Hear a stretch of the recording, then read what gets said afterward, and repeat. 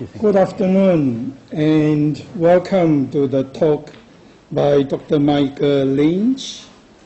Dr. Lynch is an honorary fellow of Leicester University, and his talk today on Mao Zedong, from Mao Zedong to Xi Jinping, the return of the Chinese emperors, is a very timely topic. As we know, a couple of months ago, the 19th National Congress of the Communist Party took place in Beijing, and a lot of exciting things are unfolding as a new chapter unfolds. Dr. Lynch has been a very active interpreter and writer of Chinese and European history, and his latest book on Mao by Routledge publisher has just come out, the second edition of Mao. And I understand his talk today would in part draw on that obviously very popular book. Without further ado, I would like now to invite Dr. Michael Lynch to share with us his analysis. Michael.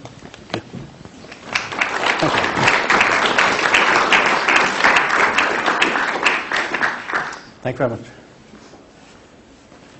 Well, good afternoon, everybody. Thank you for coming out of term, as it were. I'd like to look at Mao and Xi Jinping, making comparisons between them. And as the good professor said, it's very timely because of the recent 19th Century Congress, where some very interesting and significant things were said both in regard to domestic and foreign affairs. If I could take you first on a little ride through aspects of Chinese history, simply to get the idea of the imperial system and the emperor's role individually in some degree of perspective, so that we can then make that point about whether they are the new emperors, whether Mao and Xi Jinping taken together represent a new imperial line. So let's go back to friend Confucius, one of the great minds of all periods of civilization, likened to Christ, to Socrates, to Muhammad, in terms of the impact that he had.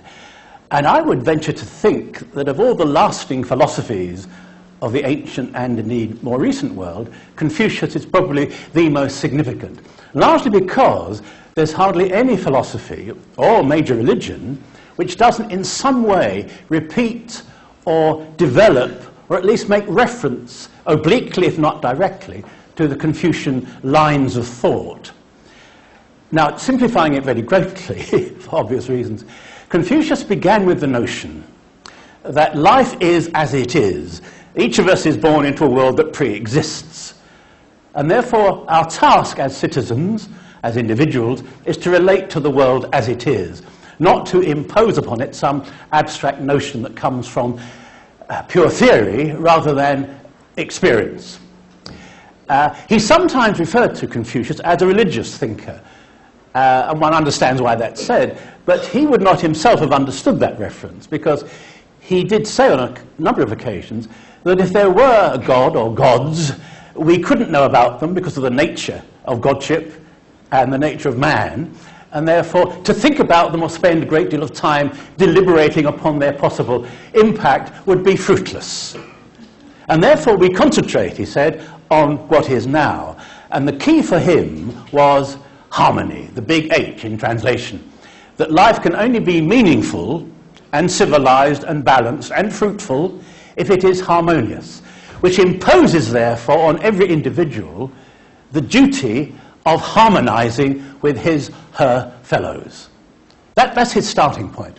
Now it then goes into very many areas of philosophy, which we obviously won't go into today or attempt to go into, but I think there are a couple of points we could pick out. There's a notion that's sometimes summed up under the term Sangang, which is a three-line approach to society and to the role of individuals within society. And his first key one, which becomes so significant over the centuries afterwards, is that duty is owed to somebody above. Not a god in this case, but to an authority which can be identified and understood. And the first line, of course, is the emperor must be obeyed because he has what the Chinese call, in a very clever piece of philosophy, he has the will of heaven upon his side. Or to put it more directly, the emperor is an expression of the will of heaven. Now, we have to be careful here, if we're translating, that heaven doesn't mean the place of paradise with singing angels and harps. It's a reference to a dialectic, a drive, a teleology that runs through history. It's going somewhere.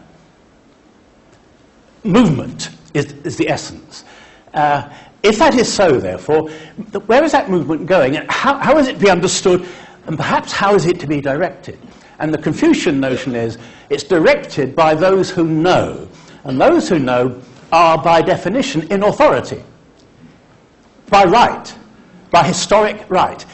If that authority is badly used, then that right is ended. And that right ceases to be the possession of the emperor or the parent or the local official, whoever is the dominant authority in the given context. His, her, their authority depends upon the right use of it, the correct use of authority. So the emperor is all-powerful by tradition, but he has an obligation, a profound obligation, to honor his position by right behavior. If he fails to act correctly, if he oppresses his people, for example, then no longer does he have the right to claim that he is the son of heaven, or that he has some almost religious authority to impose his will or to direct. And that became a standard way of referring to the authority of the emperor. Now, how the emperors came into being, of course, is a complex affair, but what we could say very simply is that it's a matter of military power initially. Those who could command the troops and win the battles, they took over. And in time, those who became firmly established through military means then could, of course, write their own history, and the imperial tradition, which then became hereditary, became the norm. And to challenge it became very difficult, because in Confucian tradition, authority was its own justification, and provided the authority was being well used, to oppose it, to rebel, was improper. Not merely a crime politically, but a crime almost in a religious sense, that you are going against the dictates of history, that the way history moved required you to behave in given ways within that context. It does relate to the Tao, another pre-Confucian notion, that the Tao, very hard to translate, you probably know, very hard to translate the Tao, but it's the way, it's the pattern, it's the set of forces that govern and shape historical development. And because it's set in that way, to oppose them, to break them, is unnatural. And it's on those lines, those Confucian lines, that the imperial houses, dynasties, are developed and become the absolute rulers of China for 2.5 millennia. Extraordinary. The oldest tradition, really, in recorded history. Some say that India is slightly older as a civilization, maybe arguable, but certainly China is one of the oldest civilizations, and its system of government, its polity, going back to the imperial days, is remarkable in terms of its longevity.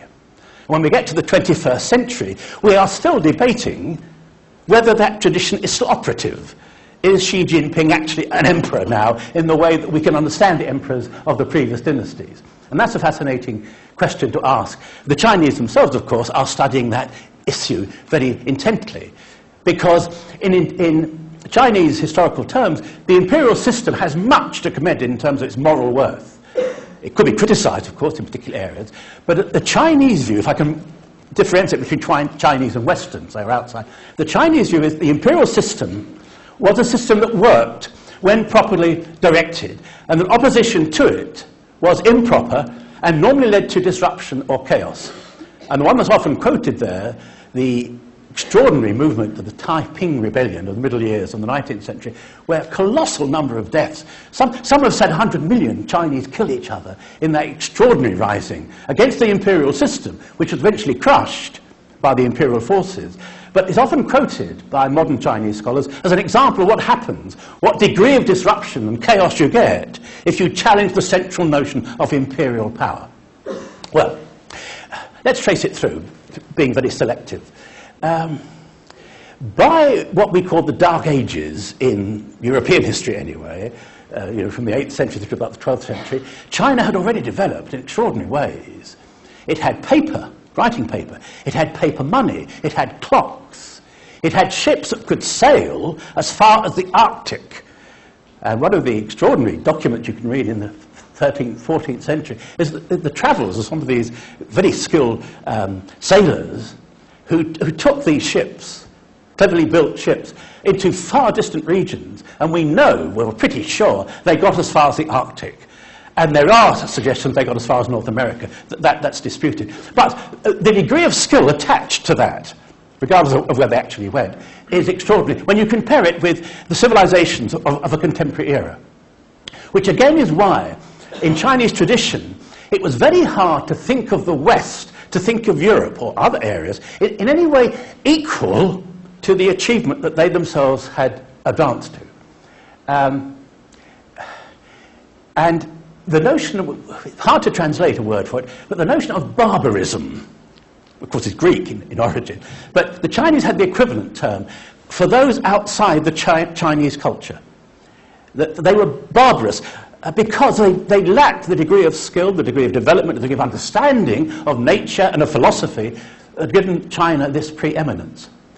Now, whatever you might say in challenge to that, and obviously culturally you could say, well, there's many points there you could argue over, but the view within China, right through, I'd say, broadly speaking, to the late 18th, 19th century, is that China was supreme. History was Sinocentric. The old maps of China, you see China in the middle and the rest radiate outside. And China, of course, the translation in Gore means the centre of the earth, centre of the world. Profound notion. And why it wasn't challenged is largely because China did not involve itself in the outside world. There are points of contact, certainly, there's some trade. But broadly speaking, there's no tradition, such as in Europe or parts of America, of development, of evolution. China remains detached, as much by its own choice as by circumstance. Now, that idea of being a supreme culture is very powerful, and it's a key, actually, to Chinese history that we look at in more detail now. When we get to the 19th century, Europe is expanding very rapidly, and the imperial idea, imperial expansion is the norm. France, Britain, Spain, Portugal, the great imperial powers of Europe, they have spread far and wide.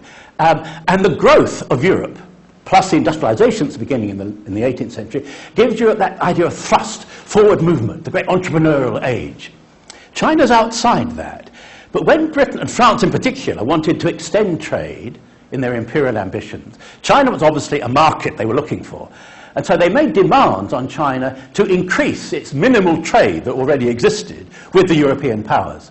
And there's a classic case in 1793, which illustrates this in a way. Lord Macartney, special ambassador sent from King George III to the Celestial Kingdom, to the court of the Emperor, and the Emperor was asked, please receive this legation, this mission, because it's in your interest. The Emperor made the mission wait for some 30 to 40 days, and then said, eventually, yes, you may come and visit His Celestial Highness. And Lord Macartney walked in, it is said, recorded in both Chinese and English records, he walked in with his plumed hat, which he did take off, he was willing to do that, and he stood and looked at the Emperor. You did not look at the Emperor. You certainly didn't look him in the eye, and you didn't stand in his presence unless he gave you permission. So when Macartney in his full regalia stood there with his helmet under his arm, the Chinese waited for him to kowtow, the full length, down, nod your head 9 times. And Macartney stood there and waited. And eventually, Chinese officials said, you have to make obeisance to the Emperor. You can't stand in his presence. You must kneel at least. And Macartney, it is said, replied, there are 2 beings I acknowledge as worthy of my kneeling. One is God, the other is my king. The talks did not go well after that point, because there was no give, there was no take. And they just thought, as an insult, the Chinese... So the Emperor was used to tribute, and he thought at first, he was told by his courtiers, that the mission from King George III had come to bring tribute. He wrote a letter, or his clerk wrote a letter back to the king saying, thank you for the mission you sent, but really there's nothing you have that we want.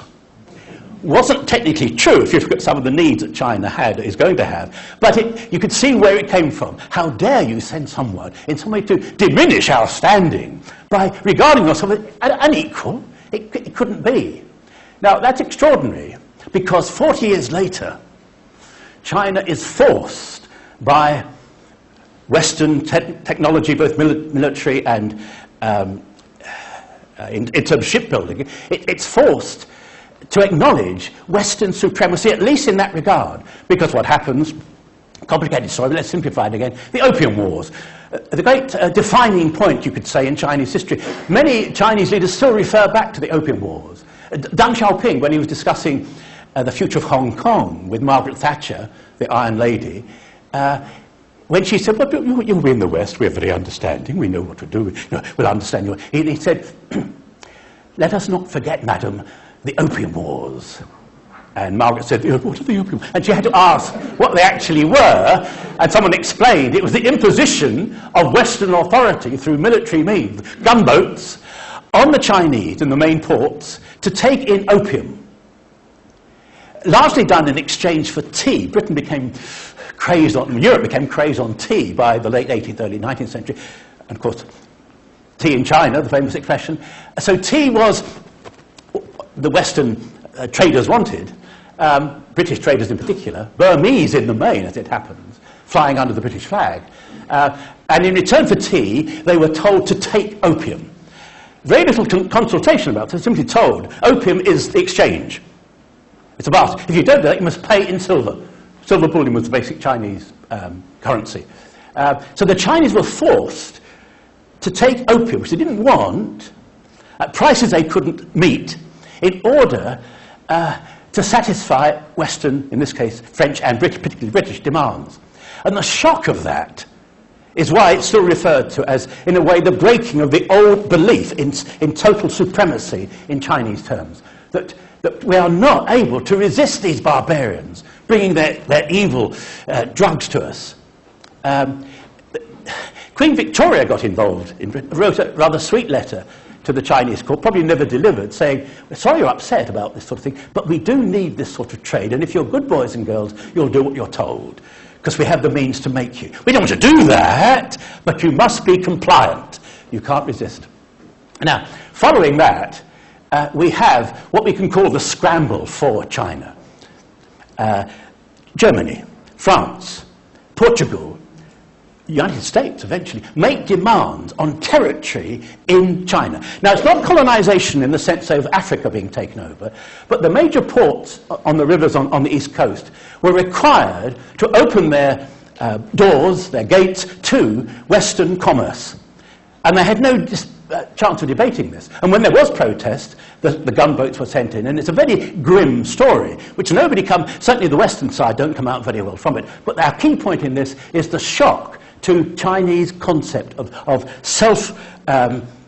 autonomy, of self-government, and of superiority in cultural matters. It clearly wasn't as obvious as that now. What happens, of course, is a very powerful nationalist movement develops. And by the turn of the century, China's making demands that the foreigners remove themselves. But the Chinese do not have the means to do that, technologically, militarily, and so they are still at the mercy of Western demands. The emperors, the Qing family, the last great dynasty, or the last dynasty in Chinese history, were looked upon by their subjects as the natural defenders of Chinese values. But the Qing proved incapable. It's one of those periods of Chinese history where the emperors were not of particularly high quality. And it's important, the personality issue there, we need to go into it. But the Qing did not govern well. More than that, they seemed to collaborate with the Western oppressors. So by the 20th century, that's the tradition, that's the history that they lived through. How do you get out of that? Well, the nationalists, small n we'll use here, for some reason we'll explain later, the nationalists in China wanted the foreigner out. But how to achieve that? How to achieve that? Various attempts are made. We have the Boxer Rising, the turn of the century, that's crushed in terrible bloodshed. There was no way it appeared that China could redeem itself from foreign oppression. which is why you get extreme developments within Chinese politics. In fact, for the first time, you could say, you have politics coming into Chinese considerations. Arguably, there are no politics in China before the late 19th century. I mean by that, the idea of discussion, debate, proposing ideas and policies, debating them, applying them or not, that is alien to the Chinese tradition. It was from the top down that policies were directed. So could there not be, said the nationalists, a movement from below? Couldn't the people take authority, which the emperors clearly could not operate, had not operated? And that's the great drive towards nationalism. And here we could mention the two big parties that are formed out of this feeling of humiliation and frustration among the Chinese. One, the KMG, or the GMD, the Kuomintang, the People's Party, under the great Republican figure, Sun Yat-sen, who argued, fascinating for the Chinese, unless you adopt certain European ways, you cannot redeem yourself from European control. It's one of those paradoxes. And he said, we must have democracy. But he said, and I think it's important when we look at Xi Jinping later, democracy to us is not a Western notion of equality, person by person, cross on the paper vote. What we mean by democracy, said Sun, is collective recognition of our worth and our future and our hopes and dreams, etc. We must act as a body of people. It is a collective movement. Very much in keeping with that Oriental idea, the individual must subordinate himself to the collective, because the collective know more. They're wiser because they're a collective. And so Sun pushes that idea of a national movement that will copy from Japan, the great enemy, of course, of China, copy from Japan and from European standards, but will apply them in a Chinese context. Well, complicating the affair, of course, First World War, which leaves China deeply humiliated by the way it's treated in this peace settlement of 1919, where all the territories that Japan had taken from China previously, and the German territories in particular, were given back or allowed back to the Japanese and taken from the Germans and given to the Japanese. In other words, China was disregarded at the peace settlement of 1919. The result is what we call the May the 4th movement, which is a cultural as well as a political movement, demanding that China recognize its own worth and fight for it. And the two parties that are key there, this nationalist party of Sun Yat-sen, and then we have this young, nascent CCP, the Chinese Communist Party, 1921. And if you look at documents, if you go to Shanghai, they'll show you, if you ask, they'll show you Mao's signature as one of the early members of the 1921 formation of the party. He didn't join until the year after. But historically, they don't like that notion, or the communists didn't like it, and so they reshape that bit of history to make Mao fit the early foundation. A detail, well, I think, significant here. Well, from then on, we have in China two powerful national movements. One called national movement, called nationalists, under Sun Yat-sen and then Chiang Kai-shek, Jiang Jiexi in his modern form.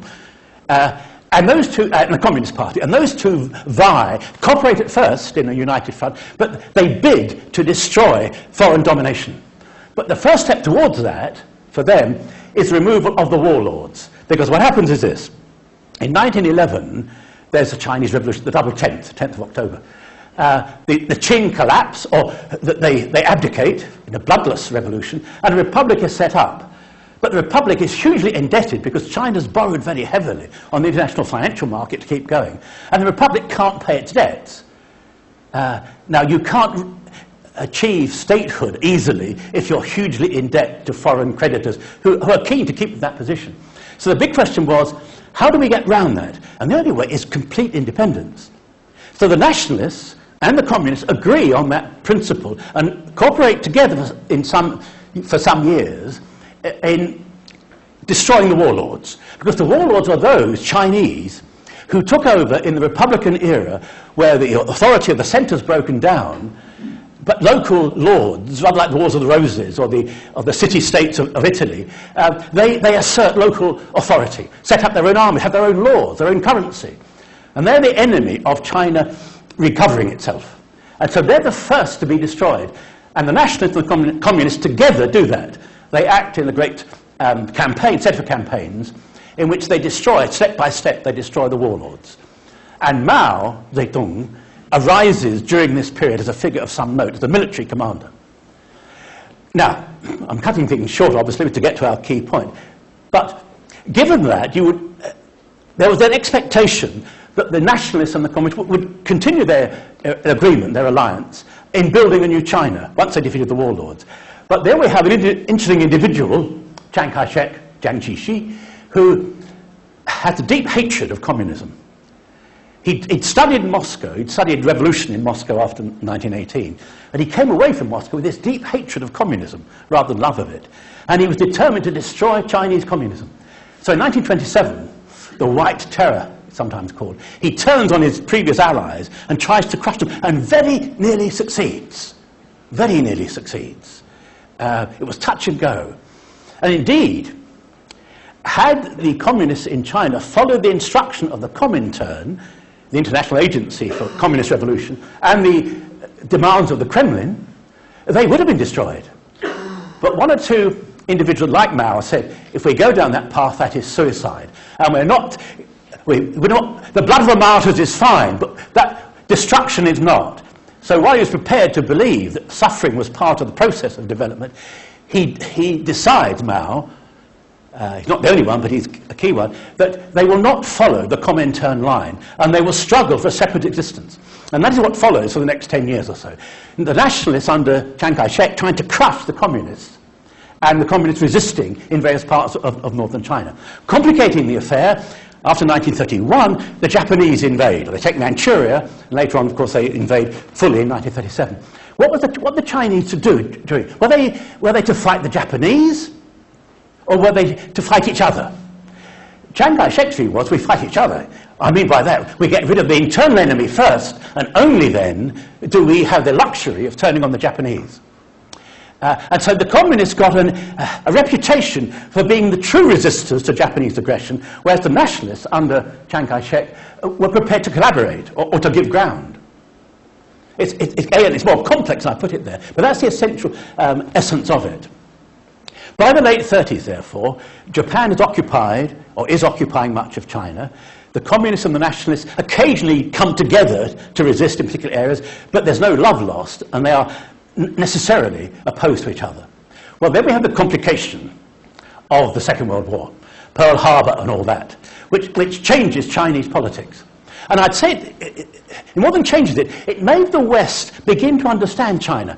Down to the late 30s, down to the Second World War, there were very few, if any, departments studying Chinese history, or language indeed, in Western universities, or American universities.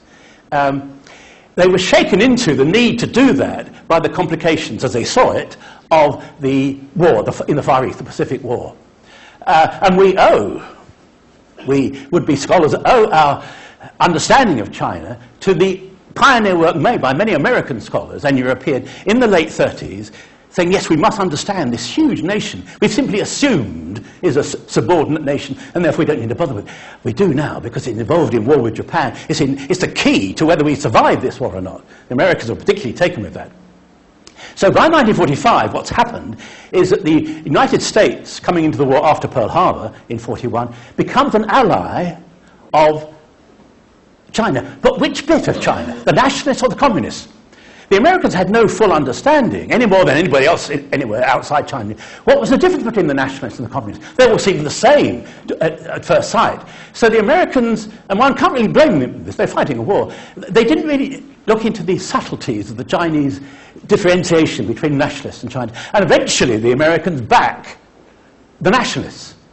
They could have backed the communists. And had they done so, world history would be very different. But they back Chiang Kai-shek. They back the nationalists, and therefore make themselves enemies of the communists, and back the nationalists during the Civil War that follows from 1945 through to 49 in China, between the nationalists and the communists. Mao wins that war, and in winning it, in a sense, he defeats certainly an aspect of American interference. And from that point on, part of the Cold War, of course, very difficult for China to see America other than an enemy, potential if not actual. And that was true, of course, of all the allies of the United States. Now, one would have thought, taking things at first sight, that 1949, revolution, China under Mao takes power in Beijing, October 1949. The same year as the Soviet Union explodes its first atomic device. Here are two great communist powers, it was thought, certainly by the American State Department, coming together to form this huge monolith that will dominate the world. That really is part of the Cold War story. This belief that China and the Soviet were in some way deeply committed to each other. They weren't. This is the fascination. Mao and Stalin didn't get on, a very deep personal distaste. And both tried to humiliate the other when they went as guests to each other's countries. Extraordinary story. And Mao only lined up with Stalin because he needed know-how in technological terms. He needed currency, he needed finance, and at a big price, of course, the Soviet was prepared to direct these, to grant these to China. And for a time, therefore, Mao puts up with that. But as soon as he feels China is strong enough, he breaks with Stalin and with the Soviet. And we have that East-West relations of a very severe kind. It's worse, it's deeper in some ways than the West-East divide, I'd suggest, in the Cold War. China and the Soviet, for example, in 1969, the nadir of their relationship, turned their warheads across the Asian continent towards each other, rather than out facing the Western enemy. Why? Because they disagree fundamentally on what communism means and what the future of international socialism, they called it, means. So Mao and Stalin fall out over that. Stalin's successors, in the same way, cannot come to terms with Mao. And Mao becomes even more inward-looking, you could say, in regard to foreign affairs. He sees the outside world as barbarous and intent upon China's destruction. Now, outsiders could say, well, that's an exaggeration, that's paranoia almost. But one has to see it as China saw it, and in particular, how Mao saw it. So Mao leads his country in power from 1949 through to his death in 1976, and it's essentially a defensive line that he takes. All his moves, you look at the foreign affairs in Chinese under Mao, they are defensive, essentially. They are taken with the idea in mind that we are vulnerable, that we are easily got at if the world combines against us. And there was always the fear on the part of both Stalin and then Mao that the West would combine with their natural enemy, which is each other. And therefore, there was no future except we do it the Chinese way. And Mao consistently said, he had done since the 1920s, we can only solve China's problems from within China. We don't listen, finally, to what the Soviet says. We may respect their revolution of 1917 and regard them as the pioneers in this matter, but we must do it ourselves. He said, I'll clean the language up, he said, we must plant our backsides on the soil of China, and we will not be moved. Mao was very given to rather coarse, peasant-like expressions, and we tend, when we translate them, to clean them up a little bit, depending on our audience. But he was committed to the idea that China could save itself, and only China could save itself. It couldn't rely upon the Soviet. It had to make its way in a bitter, hostile world of those who were opposed, because of the nature of capitalism, to the development and continuation of China itself. Now, that's looking at it, in a sense, from outside. Internally, of course, what goes on in Mao's time is the repression of the people, because conformity is the demand of the new communist state. Mao's view was, such are the internal contradictions and differences within our country, there's got to be absolute authority in our hands. Otherwise, we cannot have a proper, progressive, revolutionary China. It's not oppression for its own sake. It's not conformity for its own sake. It's to say we cannot have a true revolution of the kind that we want, which is through Marx and Lenin, but essentially it's Chinese. Remember the great prophets, Marx, Lenin, used to be Stalin, we crossed him out pretty quickly, Marx, Lenin and Mao. Mao is the great final prophet. If it's not too blasphemous for anybody, it's not like Muhammad is seen by Muslims as the last great prophet in the great line that runs through Christ and so on, down to the 7th century with Muhammad himself. And that line in China was very powerfully argued, that we, Chinese, and Mao as our head, understand revolution, understand history, in a way that no other group, party, philosophy does. We are unique in that regard. Extraordinary claim. But it attaches, I would suggest, to that idea of supremacy that we related to in terms of China prior to its occupation by the West. We are a supreme people. We have a supreme culture. And Mao presses that, which is why he's able to interpret Marxism in his Chinese way. The big one, of course, if you're interested in philosophy or of revolution, revolution should not occur, not a Marxist one, unless you have a large proletariat who seized power. There was no proletariat of any size, anyway, in China in Mao's time. So what he does, very cleverly, it's a sort of philosophical sidestep, he says, the peasants are now honorary proletarians.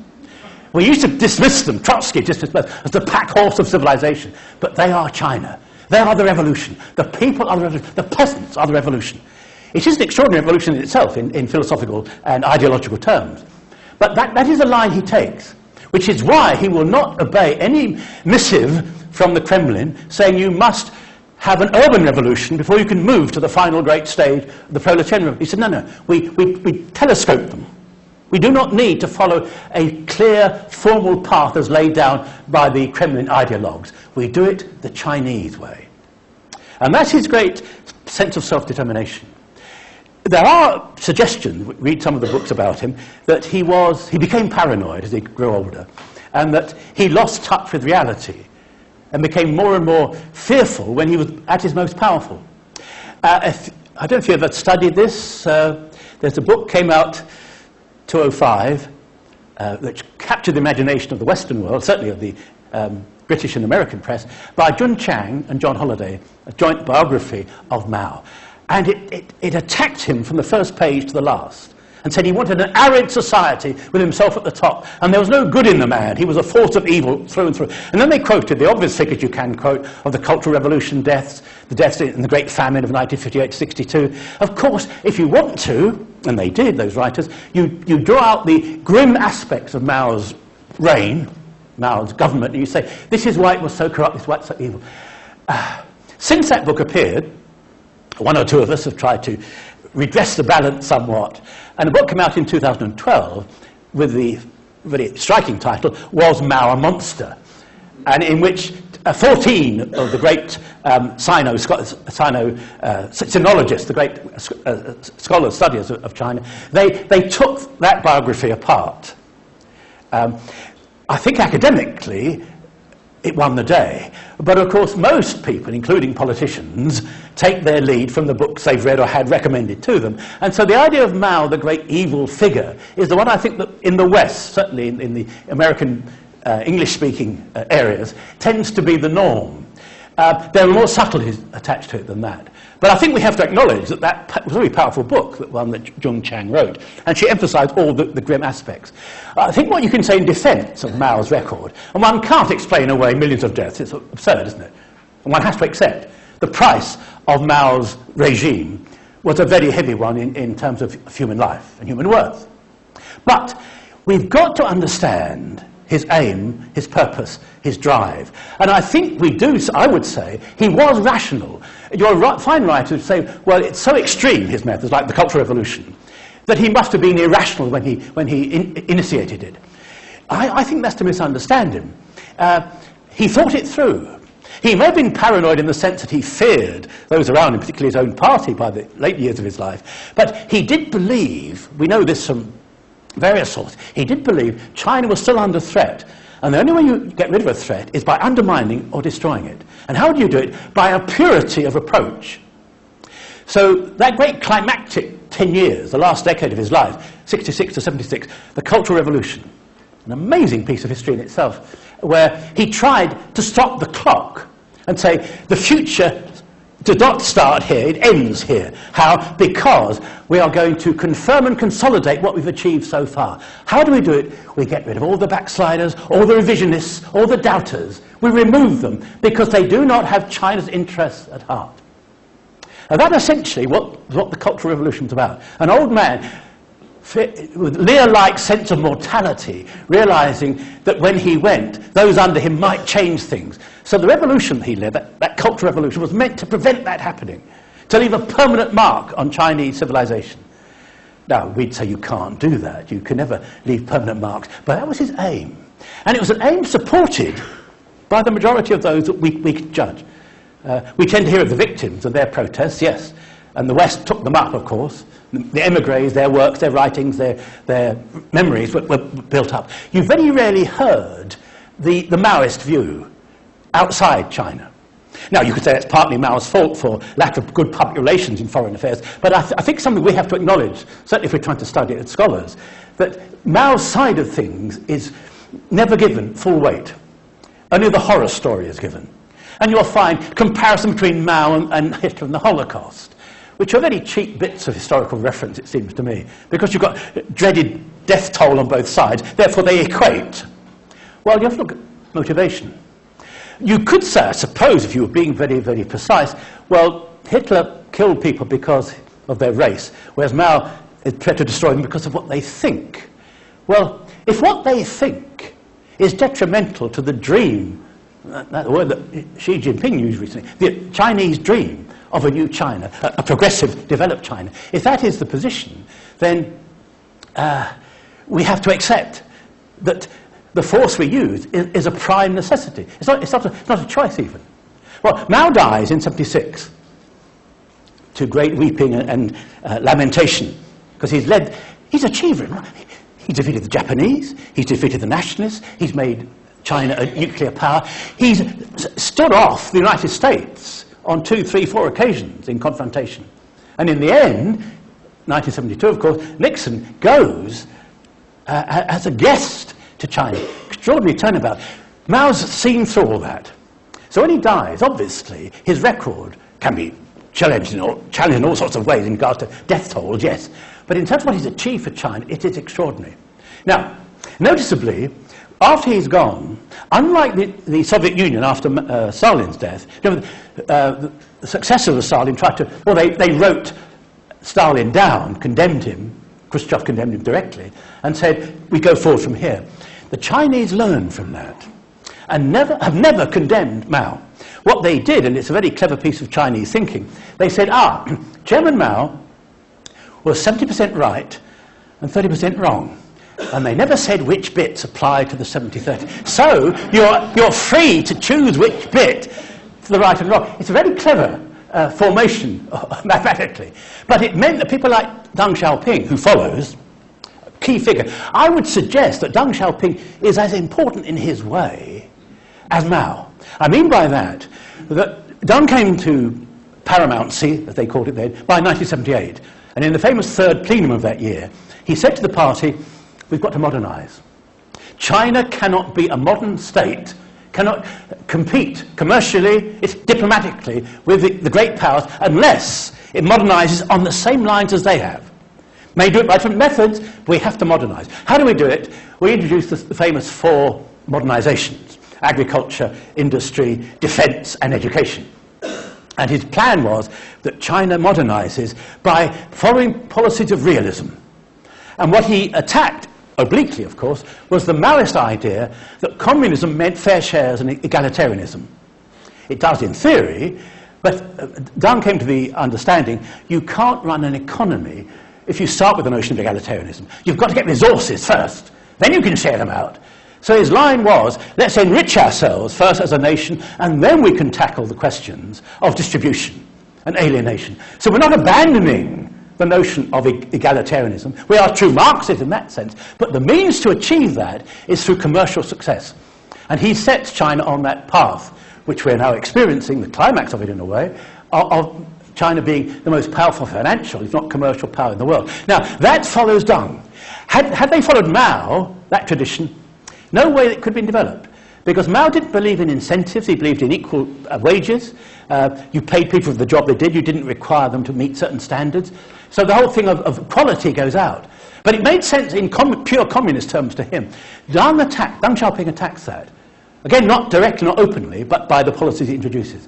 Now, the followers of Deng Xiaoping, of course, Jiang Zemin and Hu Jintao, did the same thing. They're very much Deng's men. They might differ on certain aspects, but they follow him. So when we get to the end of the 19th century, beginning of the new millennia, China is on the way up in very significant ways, as all the figures of GDP growth and trade terms show. Now, the fascinating question then, this brings us to Xi Jinping. how was China to go forward politically, given that it had mastered most of the demands economically? Could it move towards some sort of democratic state? Did it make any sense? And I think the short answer is no, it doesn't in Chinese terms. The problem for all people outside China is to think in the Chinese way. Almost impossible. But I think we have to make the effort. What China wanted and wants under Xi Jinping is a progress that leaves the party in power. And we could say absolute power. Because whatever the economics of it, you can't have stability unless you have authority. We're going back to our emperors. Stability has to be maintained for a state to function. And stability means orders being obeyed. It means a hierarchy of authority. It can't be done any other way. Now, I've just quoted here, if you'll indulge me a moment, here are some of the things that Xi Jinping said in October at the party, the huge party gathering, where 2,300 delegates, with one exception, I think, voted for him to remain as president and chairman for the next 5 years, we think possibly for life in the way that he sees it. But here are some of the things, I think they're critical of these, and they express his modern Chinese thinking. First of all, he said, or he emphasized in his speech, it took hours, 65 pages, his speech, if you want to read it in detail. Anyway, I've picked out 9 key aspects which we can climax to, I think. On the PLA, the People's Liberation Army, he said, we have to have a strong army because we are under threat. It's straight Mao again, that. It's straight imperial view. We have to defend ourselves against the barbarians on the borders. And he says, quoting here directly in translation, a military is built to fight. Its first duty is to defend the Chinese population of 1.3 billion. That's the first commitment. Our army is not there simply as a defensive mechanism. It's there to fight if need be. Now, how you define defense there is crucial. But he sees, as Mao did, the world as potentially, if not actually, hostile. And therefore the army is critical. He doesn't mention there, of course, the internal aspect of the army suppressing internal risings, but the implication is there. Corruption is a biggie, isn't it? If you followed it at all, you know that Xi Jinping's consolidated his power by attacking corruption as a notion and by arresting, it's reckoned 200,000 people in some way are affected by this present policy of anti-corruption drive. Some say, some skeptics are, it's simply done to enforce his power. That's a possibility. But he certainly put it as a key aspect of his agenda. We rid China of internal corruption. We can't go forward unless we do that. And what he said is, corruption is the greatest threat that our party and country face. No place is out of bounds. No stone is left unturned. And no tolerance shown in the suppression of corruption. Powerful stuff. And who's corrupt? Well, Bo Xilai, we thought was a standard good Communist Party member, removed, he and his family dumped, because it seems Xi Jinping saw him as a potential rival. So corruption is one of those general terms that you can apply to anybody if you wish to remove them. And in power to do so, of course, the corruption charge sticks, because the law is politicized. And it has to be because it is proletarian law that's being applied. That's the notion. And therefore to accuse somebody is almost to prove their guilt. It's the old technique. And certainly he seems in the last year to have applied that.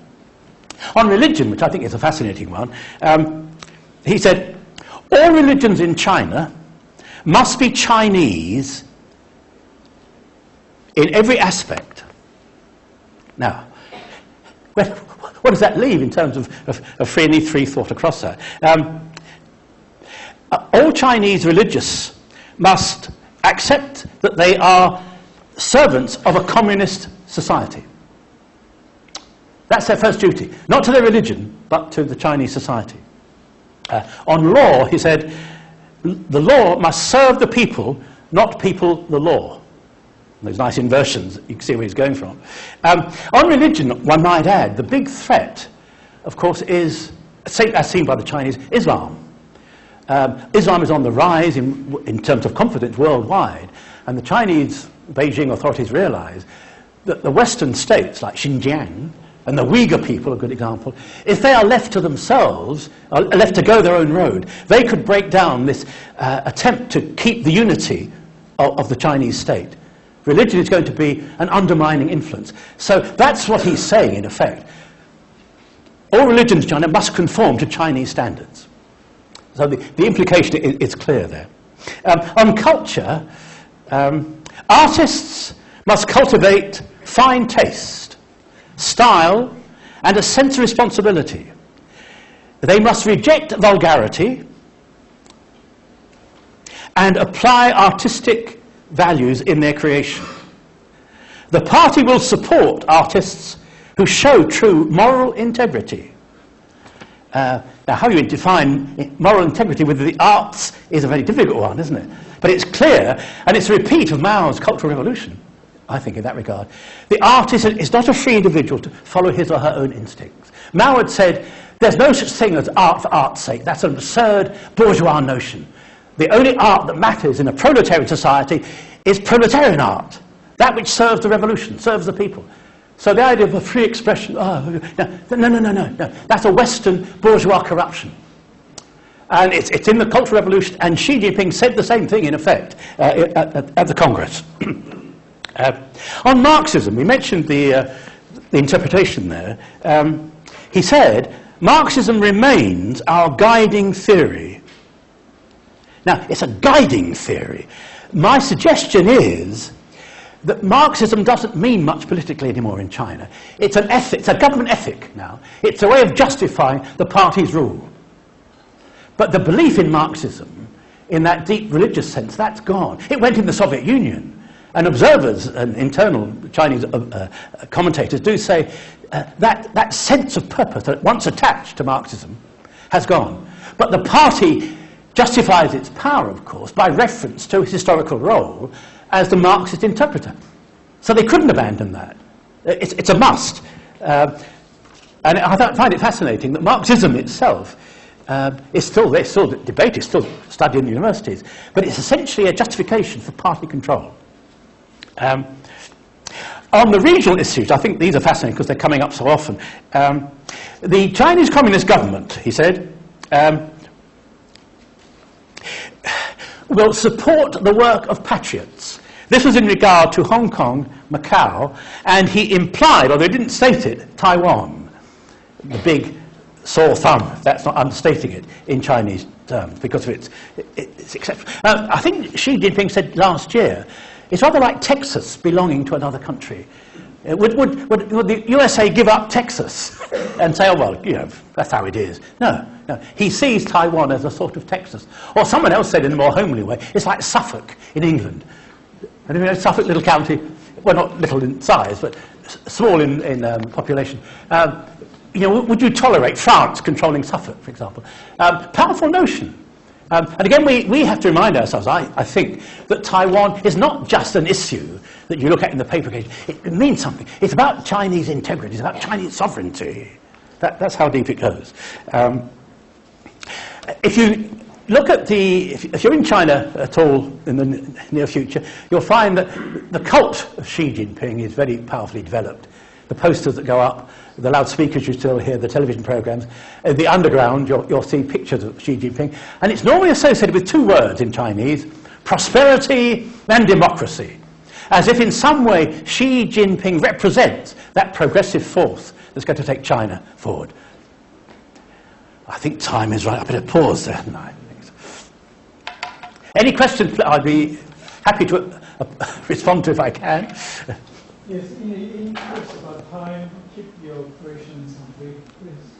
It seems to me that what you've described as these barriers to entry to change, and going right back to Confucian times, and inevitably when you have barriers to entry to change, you will have bubble bursts.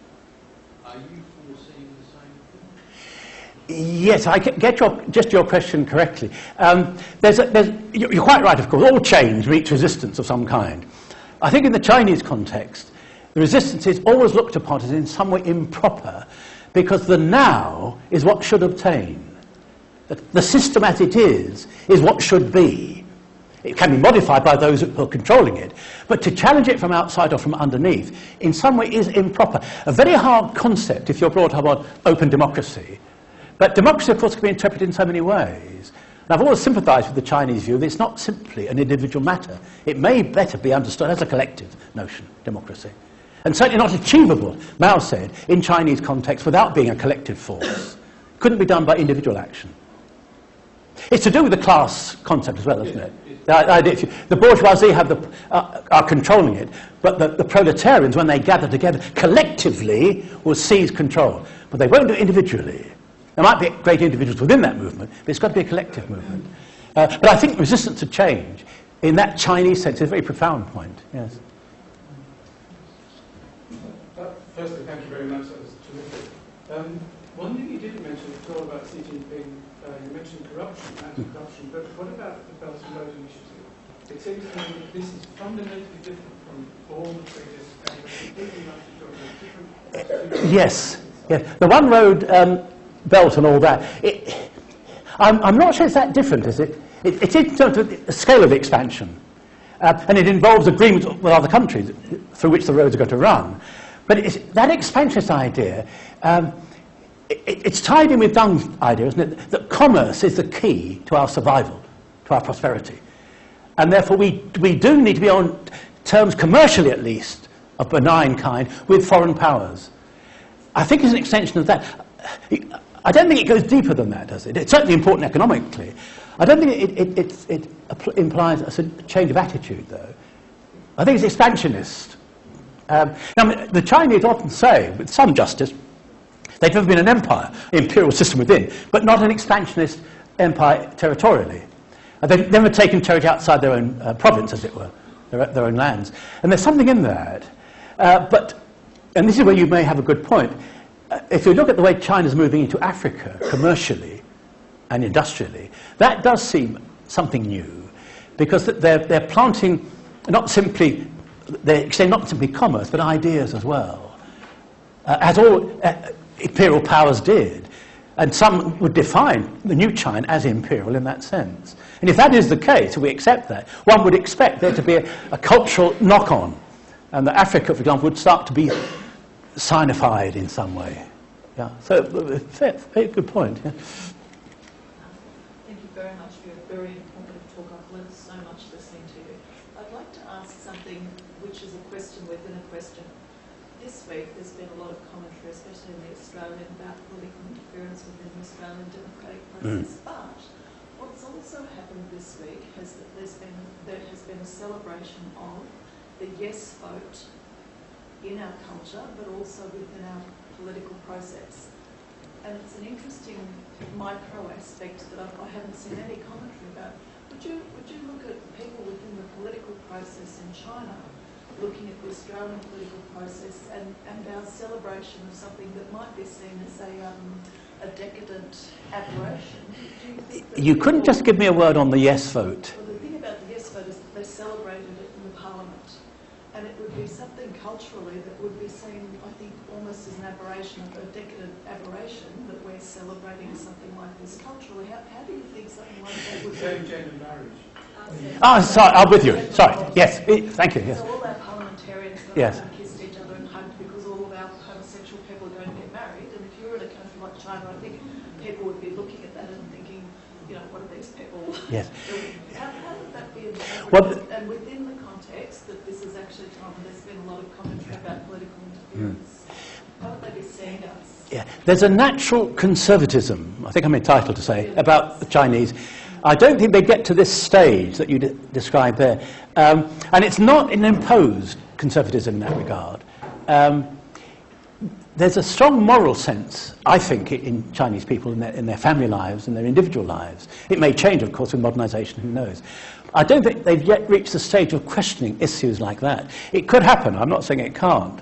But I don't think there's a sensitivity there in the way that you describe in the Australian context. But within our Australian context, they're talking about political interference, in that our politicians are celebrating something like... I see, yes, yes. So what do they think of us and our politicians at that point? Yeah. Through Mao's time into the present, government attempts to control what we might call moral issues have not been resisted. For example, Mao said at one time that he could see the family breaking up as a unit. He came back on that subsequently, and he thought, well, it's socially dangerous. But there wasn't much resistance to the idea. Similarly with collectivization under him, it made a huge difference to family life. But it was accepted, as far as we know, with little demur. I mean, there were protests here and there, but Chinese have traditionally obeyed the authority until things get desperate. There isn't the openness. Now, I'm not making it a critical point. It may be a valid social approach, but I don't think there's the same willingness on the part of the Chinese people and government to engage in that sort of Australian rejoicing that you mentioned, which I think is fascinating. But that is very Western, isn't it? It couldn't be more Western, I don't think. Yeah. A question in the front here and then one in the middle. Okay, thank you, Dr. Lynch. It's a fascinating, condensed, long-story history. And my question is about popular power. So you compare Mao Zedong and Xi Jinping through the lens of Chinese history in terms of an emperor. And an emperor traditionally had a different sort of relationship with people, the subject. And Mao made a different use of that popular power by mobilizing the masses, etc., to stir them up for the revolution. And I wonder for Xi Jinping or for his regime, whether this conception of popular political power has changed or not. Where is the people in Xi Jinping? Well, he did say, and he's repeated it, I think, more than one occasion, that essentially government would be a cooperative process. Now, it's a strange thing to say given the authorities applying, and he may mean it in a very limited sense, but he does see more participation, for example, in local elections, and that membership of the party might be expanded, because up to now it's only about 12%, I think, of the Chinese people are party members. He's made those concessions, perhaps that's the word, to that popular notion. I don't think he's yet said there's any serious thought of of a multi-party state developing, for example. The Communist Party is the only party that's legitimate. And to have that sort of development of participatory government, you would need more than one party, one would think. That's the lesson we learn from other cultures. And there's no move on that front. He's made no suggestion there. But he has spoken of greater participation in a broader sense. But the party must rule. That's a given. There could be no other basis for Chinese development. So those other aspects could be peripheral. They would be peripheral. They wouldn't change the essential dominance of the party, which is the definition of the nation. I mean, the party claims to define the nation. Its authority is a definition of what China stands for. Do you think there's a fear of grassroots political... Oh, yes. Yes. Again, quoting the Chinese history, fear of popular risings is very, very basic, which is why they were crushed with such severity. You couldn't tolerate it. There were no grounds for rebellion, no grounds for resistance. They haven't yet developed, if that's the word, to the idea of participation, other than at a very basic level. The idea that you can choose government or choose policies, that wouldn't make any sense in Chinese tradition. Why would the people do it? That's not their role.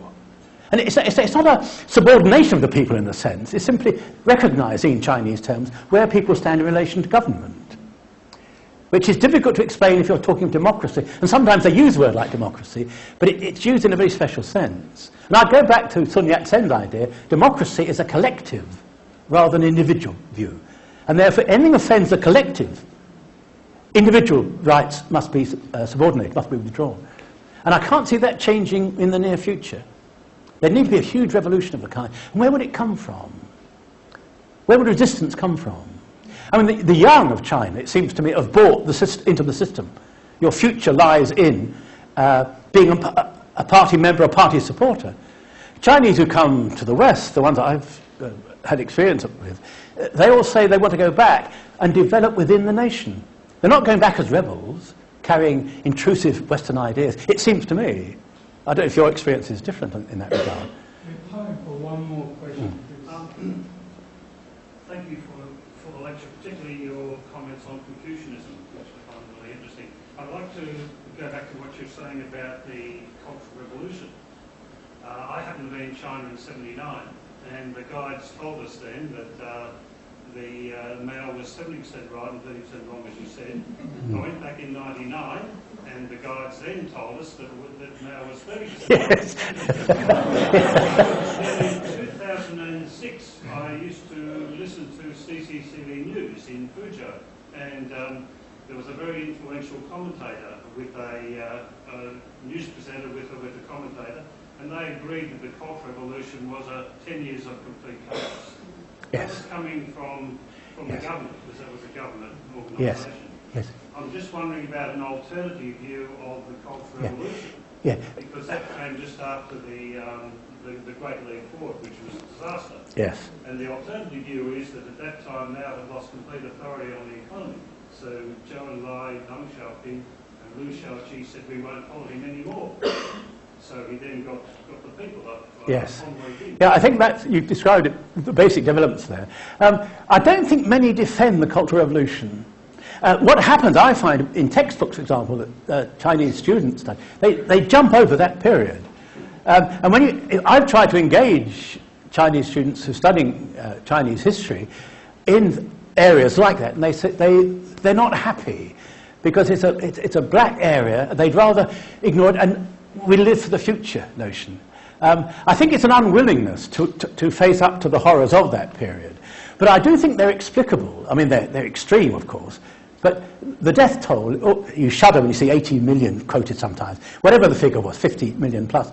You can't explain it away. But there's a logic attached to the Cultural Revolution. Or there was in its time. You're quite right. When Mao saw the reforms made under Zhou Enlai, for example, and under Deng Xiaoping, redressing the imbalance of what had led to the Great Famine, they did it by backing off on some of the collective policies that Mao had introduced.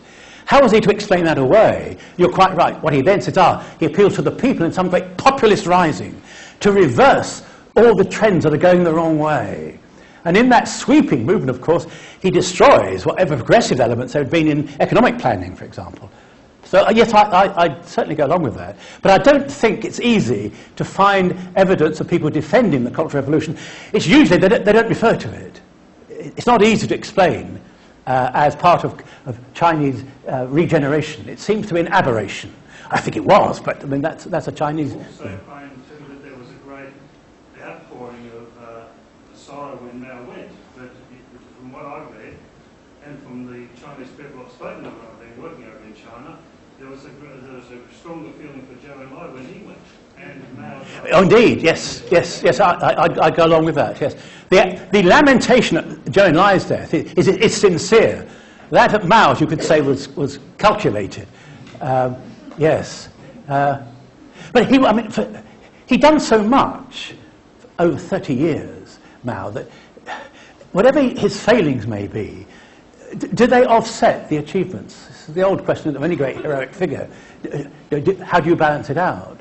And from a humanitarian angle, you'd say, well, nothing justifies the Cultural Revolution, or the famine, or the Great Leap Forward and its grim consequences. But one has to see them in context again. What were the alternatives at that point? That's always the tricky one in history, isn't it? We must bring the talk to a close. Please join me in thanking Dr. Michael Lynch. Thank you.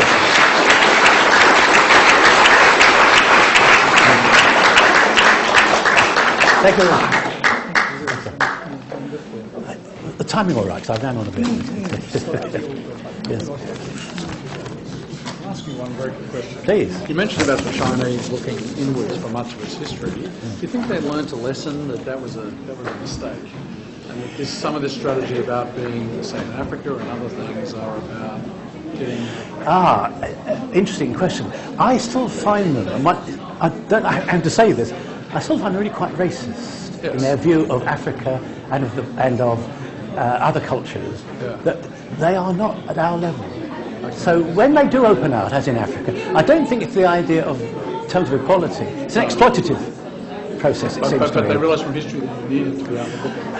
I don't think they're giving ground on any idea of subordinating their cultural values I'm sure that's right. or lessening them in their claim. Okay, thanks for your time. Thank you. Cheers. The Great Famine was not an idea that was really gone wrong. It was an actual whole philosophy that they took from the Russian, a really bad Yes. scientist Yes. that said you could train your plants to crops. Bad science. Lysenko and all that. Yes.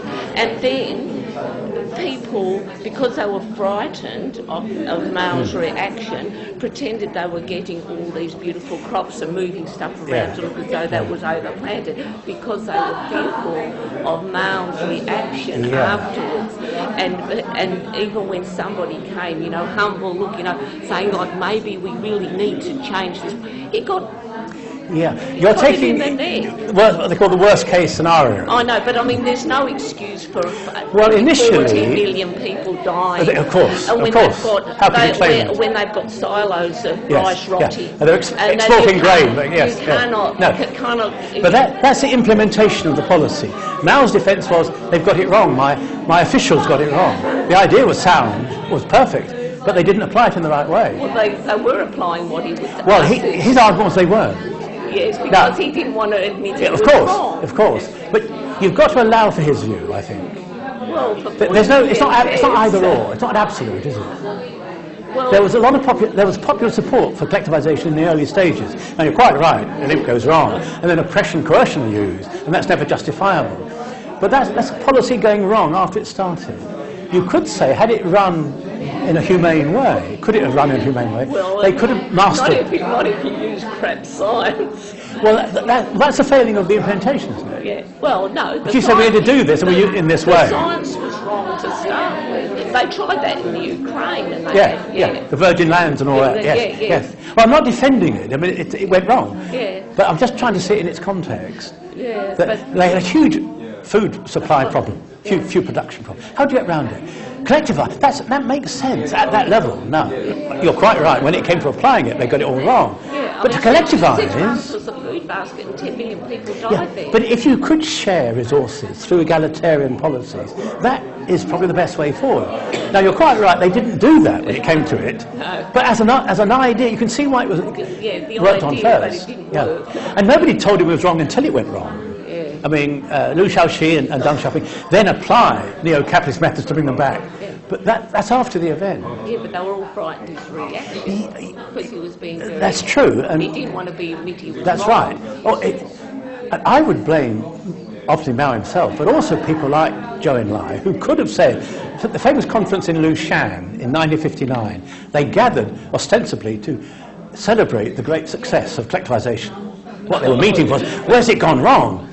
And Peng Duo said, I've travelled through Anhui province and I've seen people lying dead on the tracks. It isn't working, comrades. We must do something else. And he was hooted at, jeered at. Mao stood up and used... It was being negative. He used a clever formation of Chinese characters to use very derogatory terms about Peng Duo. And so the rest of the gathering condemned him. And Zhou Enlai was so upset because he knew the truth of it. He went into his hotel room and drank himself into a stupor for 3 days. He couldn't face telling the truth to Mao.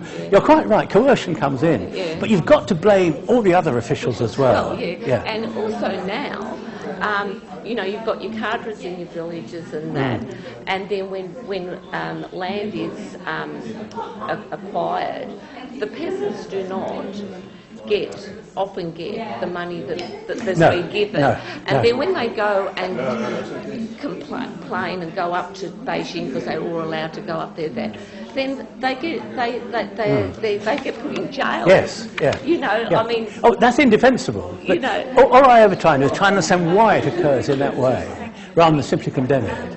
And say, well, what else could they have done at that point? And if there aren't any alternatives, you're stuck with what they did and the grim consequences that follow. Yeah, but you feel sorry for them. I mean, right down the bottom because they're exploited. Of course. Communism, or the whatever it is now in China, which isn't really communism per se, it's supposedly for the peasants, but the peasants... If you think of the misery under the previous regime of Chiang Kai-shek... Oh, he was shocker. Yeah. He was and yet he set out with good intentions. As a good Methodist, he believed in but he was being a shocker. He yes. was terrible. But there we are. What could China do? They didn't try, and they tried it badly. Yeah. But I mean, just because it's a huge country with millions of people, or a billion people, and you know, democracy can't work, because that's what they say, because the people go. Yeah. It does in India. It might be perfect, but it does in India. Well, up to a point. Up to a point, but then you've got to ask, because people. Please do. I've got to run back Yeah. to work, and I'd really like to ask a question. Yeah. Yeah. Please do. It's a different topic. It's more about the one country, two system. Yes. You know, Yes. Hong Kong, Macau Yes, has yes. been running for